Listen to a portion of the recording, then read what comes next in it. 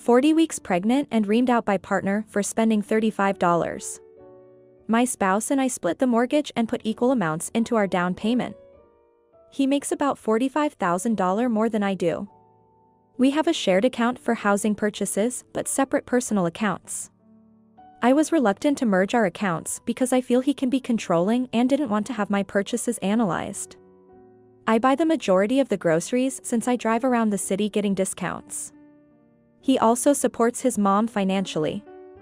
I feel like I spend more money on groceries than he realizes, but we've never nickel and dimed it. He's offered and I admit I've put it off. Fast forward to me being 40 weeks pregnant on a medical leave about to have a significantly reduced income. I am also currently stretched financially since I have a condo that was up for sale. It's been free of tenants and I have been paying that mortgage. Also, we received mostly everything we could have ever wanted for our baby from my friend. I also paid for the car seat, change table and nursing chair. My job gifted us an enormous amount of diapers. Now, we wanted to put floating shelves in the nursery. I asked to use his credit card. Whilst buying the floating shelves, I used his credit card to buy a $35 laundry drying rack. This is where it all unravels. I've expressed wanting a drying rack in the past. We use ski poles to hang items between doors. I climb a chair to balance these sticks. I am thinking of all the laundry I'll be doing with a baby and don't want to be climbing a chair to balance clothing on ski poles. When I expressed wanting to buy one, he said he wants one he can attach to the wall. He's also expressed it not being a priority at this time since my income is reduced. He makes over $100K. I had a feeling this purchase would be an issue, so all the other errands I did that day I used my own credit card, AITA. Filled gas in my car which we share, bought new batteries for our garage door opener, $15, made copies of our house keys since he asked me to, $15, small groceries, $30, since my mom is staying with us and he gets cranky when his food is eaten. I know I'm being incredibly verbose here, but I feel like all these details matter since I truly run myself to my financial limit, to avoid his wrath/lectures. When I got home, he demanded I return it. I did return it, but I told him he is controlling. We were supposed to go on a date as a final evening before baby. He canceled that and told me it's the last time he will be sponsoring my shopping habit. This comment pushed me over the edge. I am truly so frugal and spend all my own money. He said I buy things for fun with his credit card. I think I've used his credit card a total of 5 to 10 times in our 5-year relationship, and it's been getting groceries for parties with his family. I've never once used his credit card on anything personal. 32 hours later, he tells me he is buying his own car to dissociate from needing anything from me, I imagine. And he will never help me financially again, and it's up to me to figure out how I am going to finance my mat leave. I understand he is stressed, and I think his stress comes out in the form of control. He's also a 40-year-old man and needs to learn to deal with stress like any other adult in society. I also feel his response was not so much about the $35, but that I bought something we don't need. That was not pre-approved. This time, I refused to apologize and made it very clear how upset I feel, which leads to further escalation. I'm pissed off because this is the kind of support I receive leading into labor. I'm also pissed off because I feel like there is an assumption by his family and friends that I live off his income, since we have a beautiful home in a desirable neighborhood and he has a significantly higher paying job than me. I've never let on that this couldn't be further from the truth.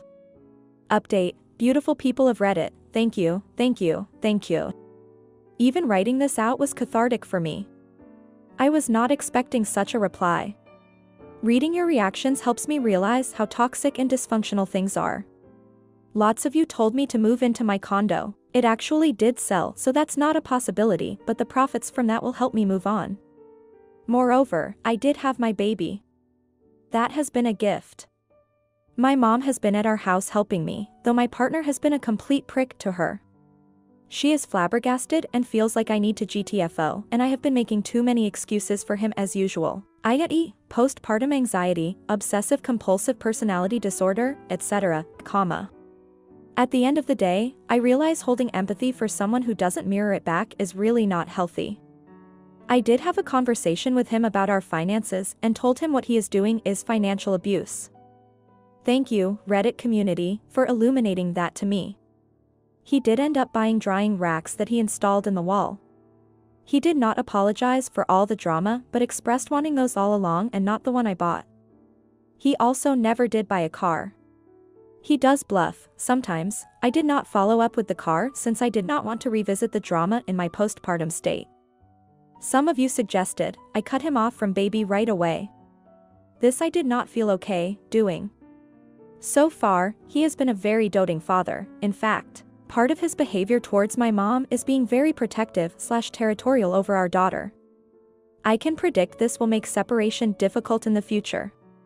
I am in conversations with lawyers but also focusing on improving things between us, having a transparent mutual budget and him having to change his reactivity.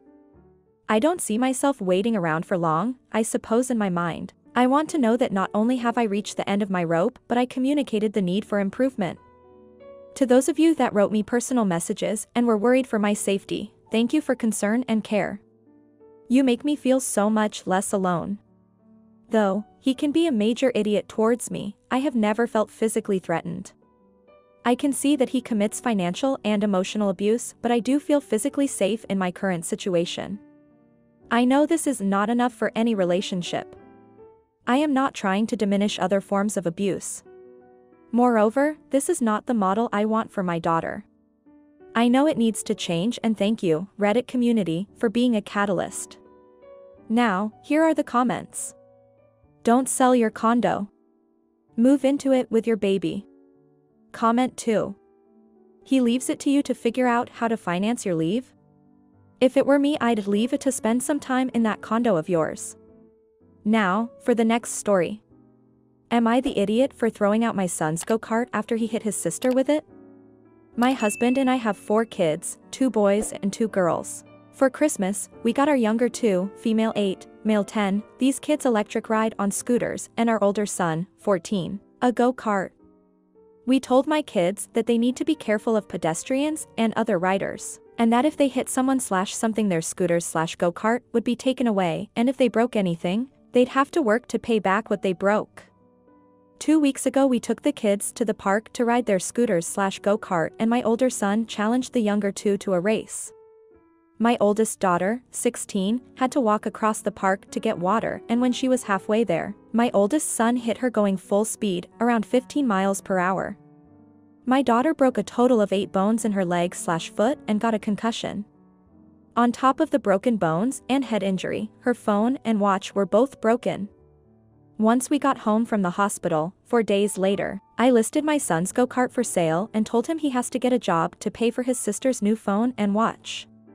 He thinks I'm being unfair because I already sold the go-kart and I knew this could happen when I bought it for him, then tried to blame it on her because she wasn't paying attention. She was on her phone when she was walking, but I told him it doesn't matter. He knew these were the rules when he got the go-kart, and it's his responsibility to make sure he doesn't hurt anyone on it. My husband thinks we're being too rough on him and says we shouldn't make him pay for anything or only make him pay for her watch, $500.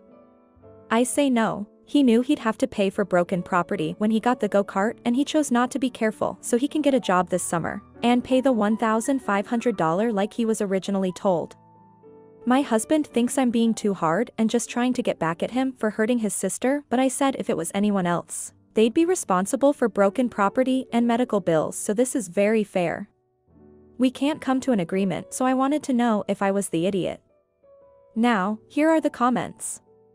If he hit a stranger, then you would be sued. Comment 2. Not the idiot. When I was 4 or 5 years old, my neighbor's son accidentally ran me over with his 4-wheeler.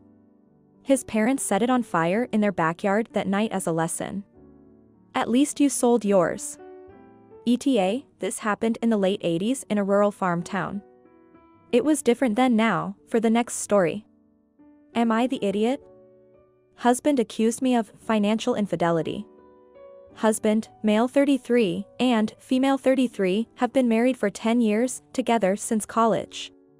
Since starting out, we have made financial security a priority and have been able to achieve that, albeit with some good luck along the way. We both have good jobs, paying close to $200K each. Student loans were paid off within a few years. Both went to state schools with some scholarships, so didn't have a lot of debt to begin with. We live in a house I inherited from my grandmother, no mortgage, and don't have any credit card debt. We max out our 401(k)s and currently have 18 months of expenses in our emergency fund and are still adding to it. Our cars are both paid off and should be good for another 5+ years, and we don't have any credit card debt. We manage our finances in a hybrid manner, joint accounts for bills and savings, and separate accounts for our fun money. We each get a pretty generous monthly allotment. The fun money is strictly for our individual expenses, hobbies, clothes, outings with friends, etc. And not for things like date nights, vacations, or larger joint purchases like household appliances and repairs, which come out of our joint account. We also agreed that if either of us gets any bonuses, or has any side hustle income, those will go into our individual fun money accounts, unless the funds are needed for a larger expense such as a major home repair. In terms of the fun money, my husband is much more of a spender than I am due to expensive hobbies, in particular golf and collecting sports memorabilia, and he's also more into designer clothes, which is fine. It's his fun money. On the other hand, my hobbies are a lot less expensive: running/working out, reading, baking. In general, I'm more introverted, and a great time for me is tea with a friend at one of our homes, with homemade pastries. I have also been getting back into gaming lately after setting it aside for much of the past decade while building my career. After realizing I had more than enough in my fun money account, I decided to overhaul my gaming setup and got myself a new PC, desk, and gaming chair, total cost of about $5,000. However, upon hearing about the purchase, my husband is furious. He says he had no idea I had saved so much money and that I should have consulted him before spending $5,000. I asked what difference it made if it was my own accrued fun money and not our joint funds, and he insisted that my accumulating this amount, without telling him, was a form of financial infidelity. He says he lost trust in me and doesn't know what else I might be hiding. He is demanding that I return the items I purchased and deposit most of the funds to our joint account. He wants to make a new rule that fun money accounts can't accumulate more than $2,000, and that any excess goes back to the joint account. A rule that would obviously favor him as a person who spends most of his allotment each month instead of saving up for anything bigger. I feel like I am being punished for being more of a day-to-day saver than spender. It wouldn't occur to me to demand to know how much my husband has in his fun money account or to try to micromanage what he spends it on. I wasn't hiding anything deliberately. He never asked about it until after I made the purchases. Still, maybe I should have been more transparent about my plans. So am I the idiot? Miscellaneous info. Husband and I each have our own office/hobby room in the house, so it's not like the gaming setup was going in a space he uses. I don't usually game when my husband is home unless he's already busy doing something else. My biggest block of gaming time is typically when he's off playing golf. Also, I run 40 to 50 miles a week, so it's not like I am generally sedentary. I can't think of a good reason why he would object to me gaming or having a nice gaming setup in my own space in the house. And #X200B, now, here are the comments. Not the idiot. This isn't a money issue, it's a control issue. Seems like you've spooked him by showing you can quietly amass funds out of sight. You are making a good income and have few expenses, so $5K should not be that big a deal regardless of the circumstance. The only reason it is because your spouse thinks he should have a say in your spending, freedom. I'm not saying this is abusive behavior, it could be something else, but this is a thing abusers do. Better to nip it in the bud. Do not agree to the new $2K limit. Push back. Comment 2. It's funny that he's accusing you of financial infidelity when he's trying to manipulate you into handing over money you saved. This is a naked money grab. Not the idiot. If you liked this video, you'll probably like these too. Also, while you're here, please consider subscribing. It's your support that keeps this channel alive and allows me to make better and longer videos. Have a great day.